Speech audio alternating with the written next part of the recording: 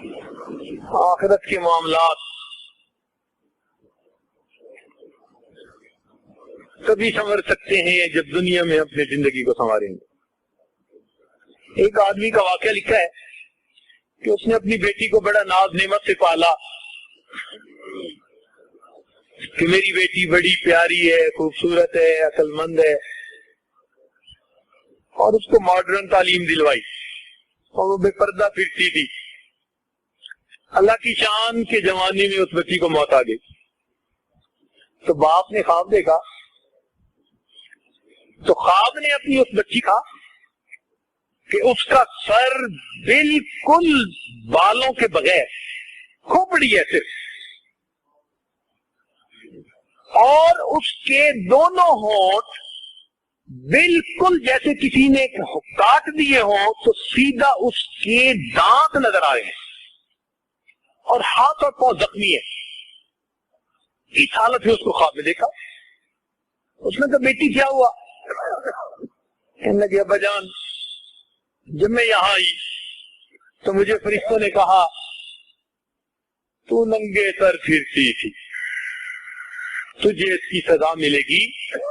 چنانچہ میرے سر کو بڑا بنا دیا گیا، میرے ایک ایک بال کو بڑھ کے درخت کی طرح بنا دیا گیا، اور پھر فرشتوں نے میرے ایک ایک بال کو میرے سر میں سے اکھاڑا۔ اتنی مجھے تکلیف ہوئی کہ میں بتا نہیں سکتی۔ پھر ایک فرشتے نے کہا اچھا تیرا تو وضو بھی ٹھیک نہیں ہوتا تھا، یہ تو کیا چیز اپنے ہونٹوں پہ لگائی ہوئی تھی؟ وہ برغی لگاتی تھی، شیرنی جیسے خون پی کے ہٹتی ہے نا، شیرنیاں بھی خون پی کے ہٹتی ہیں۔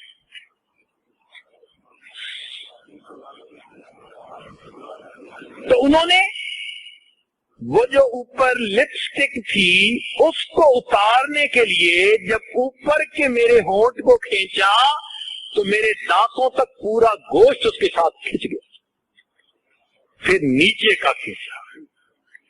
پھر وہ کہنے لگے ہاں تیرا غسل نہیں ہوتا تھا کہ تیرے ناخنوں پر بھی کچھ لگا ہوا تھا۔ تو انہوں نے میرے ناخنوں پر جو نیل پالش تھی اس کو اتارنے کے لیے جو کھینچا تو میرے سارے ناخن ہی کھینچ گئے۔ اب بجان اب میں اس حالت میں آج اگر اپنی بچیوں کو ہم دین اسلام کی تعلیم نہیں دیں گے تو کل ان بیچاریوں کے ساتھ پتہ نہیں آخرت میں کیا معاملہ ہوگا۔